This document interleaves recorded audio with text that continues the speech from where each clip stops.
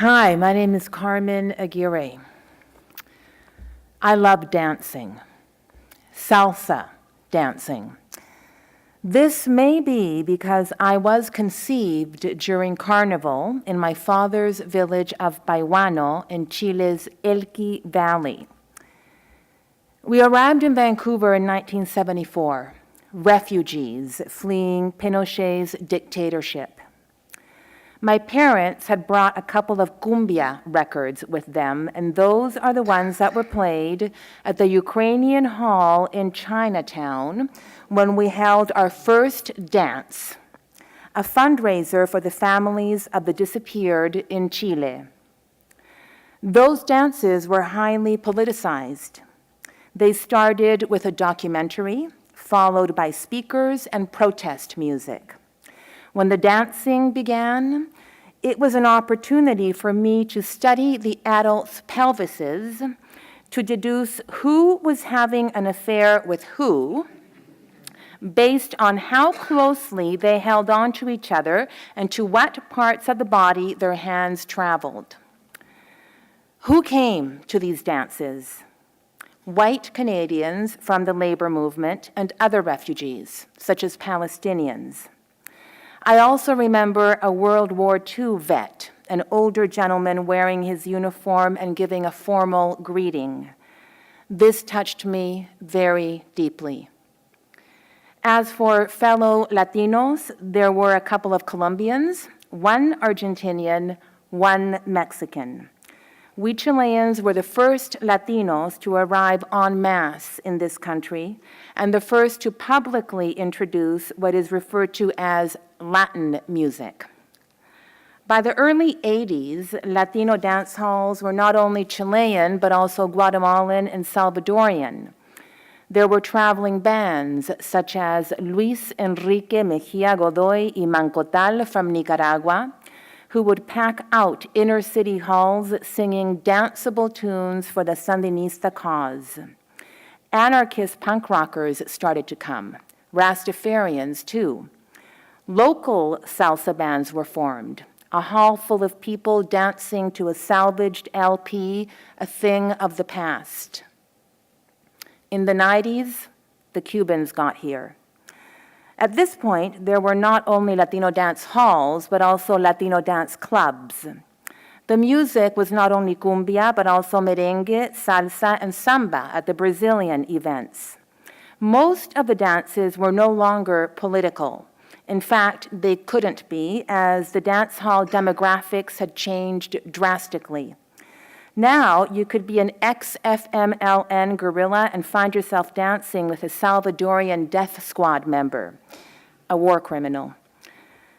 Not only do the political leanings of those at the dance halls now cover everything from the far right to the far left, there are also people of every Latin American nationality and every race found on our continent, with its history of European invasion, African slaves, hundreds of indigenous nations, and immigrants from all over the world. Every social class can now be found at the dance halls and clubs. You can dance with a Mexican international student who is the son of a multimillionaire, and then with a Honduran farm worker who walked here and is still undocumented, sharing a one-bedroom basement with 5 others, working 12 hours a day at an under-the-table job, and sending most of his money back home. The music now also includes reggaeton and bachata, and not only are there people from all over Latin America covering a cross-section of political beliefs, social classes, races, and reasons for being here, and every generation, the youngest 19, the oldest an 80-year-old Haitian gentleman in a linen suit and Panama hat. There are also immigrants from every corner of the globe. The other night, my girlfriend and I danced with recent arrivals from Morocco and Algeria. They come to the Latino Dance Club because, to quote them, the people are warm. They treat you like family. It's like being back home. I've danced with a Serbian refugee, an Iranian who fought in the 1978 revolution, a Congolese socialist revolutionary, a Japanese ballroom dancer, to name but a few. The other night, I was at the dance club with two theater friends, one first-generation Canadian of Guatemalan parents, the other first-generation of Chinese parents, and right next to us, a group of mixed heritage young queer women and genderqueers had the time of their life. There are hippies next to hipsters, next to women in wigs, fake eyelashes, gel nails, animal print tube dresses, and towering heels. There are men dancing with men next to women twerking their gangbanger boyfriends covered in tattoos, their boyfriends also twerking them. Anything goes at the Latino dance club because everyone there is there for one reason, to dance. And that's all that matters. Okay, so maybe many people are there to get more than just dance action. My conception is a proof of that. Latinx dance halls and clubs in Canada are unique. Notice how I just said Latinx? That's the new word to describe us because it's gender neutral. The reason I adore Latinx dance halls and clubs in Canada is because what happens at them could only ever happen here, nowhere else. If I go to a vallenato dance club in Cali, Colombia, 99% of the people there will be Colombian. The mix of people Canadian Latinx dance halls attract could only ever happen here. And speaking of here, Surrey, I have still to go to one of your Latinx dance clubs. I've heard they're legendary and that babies are being made that are half Latinx and half Punjabi. It's true.